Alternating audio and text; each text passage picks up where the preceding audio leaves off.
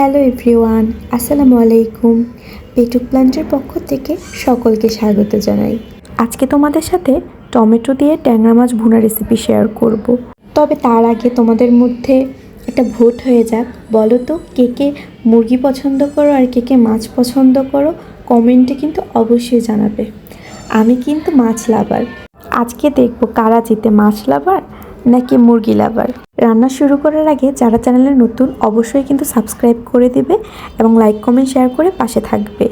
প্রথমেই মাছ কেটে ধুয়ে পরিষ্কার করে নিতে হবে।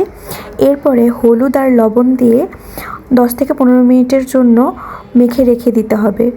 এরপরে কড়াই তেল গরম করে এর মধ্যে মাছগুলো দিয়ে দিবে। তবে একটা সিক্রেট শেয়ার করি তোমাদের সাথে, অনেকেরই কিন্তু মাছ ভাজতে গেলে তেলের ছিটা লাগে। তো যারা ভয় পাও মাছ ভাজতে, তারা অবশ্যই কিন্তু মাছ ভাজার আগে তেলের মধ্যে অল্প একটু লবণ দিয়ে নেবে, তাইলে দেখবে আর তেল ছিটবে না। মাছ কিন্তু দুই পাশে খুব ভালো করে ভেজে নিব, কিন্তু একদম মচমচে করা যাবে না। একটু প্রপারলি ভাজবো যাতে দুই পাশটাই খুব ভালোভাবে ভাজা হয়ে যায়। মাছ ভাজা হয়ে গেলে এগুলোকে নামিয়ে রেখে কড়াইয়ে তেল দিয়ে দিতে হবে। এরপরে এর মধ্যে পেঁয়াজ কুচি দিয়ে দিব। এবার পেঁয়াজটাকে খুব ভালোভাবে ভেজে নিতে হবে। পেঁয়াজ ব্রাউন কালার হওয়া পর্যন্ত ভাজতে হবে। পেঁয়াজ ব্রাউন কালার হয়ে গেলে এরপরে এর মধ্যে বাকি মশলা অ্যাড করে নিব। যেমন প্রথমে হচ্ছে টমেটো বাটা অ্যাড করে দিব। আপনারা কিন্তু অবশ্যই ট্রাই করবেন যে কোনো মাছ ভুনাতে টমেটো অ্যাড করতে, তাহলে খেতে একটা টক মিষ্টি ঝাল ফ্লেভার থাকে এবং খেতে দুর্দান্ত স্বাদ লাগে। এরপরে এর মধ্যে 1 চামচ মরিচের গুঁড়া অ্যাড করে নিব। পরিমাণ মতো লবণ অ্যাড করে নিব। লবণটা আসলে এক একজন এক এক রকম খায়, তাই ওইভাবে এক্স্যাক্টলি বলা যায় না। মুখে দিয়ে একটু টেস্ট করে দেখতে হবে যে লবণটা ঠিক আছে কি না। আর লবণটা চেষ্টা করবেন একবারে না দিতে, 2বারে দিলে কি হবে, লবণটা বেশি হওয়ার চান্স থাকবে না। এরপরে 1 চা চামচ রসুন বাটা, আধা চা চামচ আদা বাটা দিয়ে নিব। এখানে পেঁয়াজ বাটা চাইলে অ্যাড করতে পারেন, আমি এখানে 1 চা চামচের মতো পেঁয়াজ বাটা অ্যাড করেছি। এরপরে মশলাটাকে কষিয়ে নিতে হবে একটু সময় নিয়ে।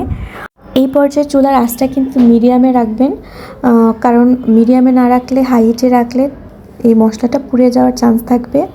মশলাটাকে কিছুক্ষণ পরপর নেড়ে চেড়ে দিতে হবে যাতে মশলাটা কড়াইয়ের সাথে না লেগে যায়। এরকমভাবে বারবার নেড়ে চেড়ে মশলাটাকে কষানো হওয়া পর্যন্ত অপেক্ষা করতে হবে। এই পর্যায়ে এর মধ্যে 1 চা চামচের মতো ভাজা ধনিয়া গুঁড়া অ্যাড করে নিব।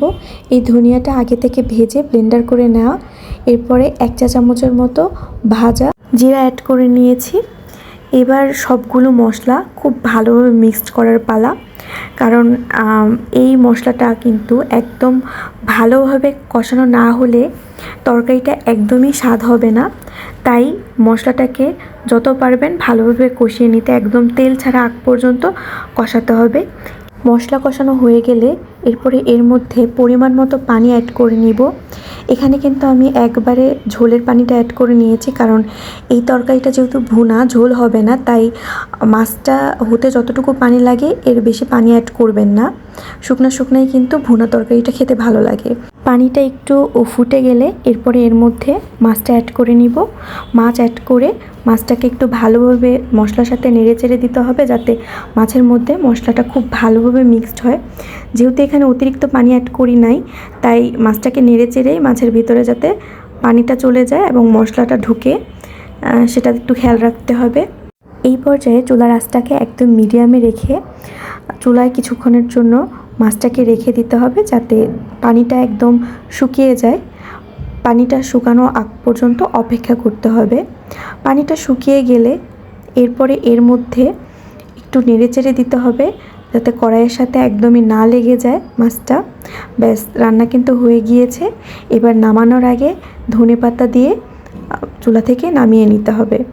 ধনেপাতা দেওয়ার পরে কিন্তু আর বেশি জাল করা যাবে না, কারণ তাহলে কিন্তু ধনেপাতার যে স্মেলটা ওইটা থাকবে না। ব্যাস, দেখতেই পেলেন কতটা সহজে একদম দেশি স্টাইলে ট্যাংরা মাছ ভুনা রেডি হয়ে গেল। আপনাদের মধ্যে যারা একদমই রান্না পারেন না, তাদের জন্য আশা করি খুব উপকার হবে। এই রেসিপি ফলো করে খুব সহজেই তৈরি হয়ে যাবে ট্যাংরা মাছ ভুনা। রেসিপিটি ভালো লাগলে অবশ্যই কিন্তু কমেন্ট করে জানাবেন। এই ভুনা মাছটা রান্নার সময় একটু চেষ্টা করবেন অতিরিক্ত তেল মশলা অ্যাড না করতে, তাহলে কিন্তু স্বাদটা খুবই ভালো লাগবে। যারা চ্যানেলে নতুন অবশ্যই কিন্তু সাবস্ক্রাইব করে দেবেন এবং লাইক কমেন্ট শেয়ার করে পাশে থাকবেন। আজকে তাহলে বিদায় নিচ্ছি। আল্লাহ হাফেজ। সকলে ভালো থাকবেন।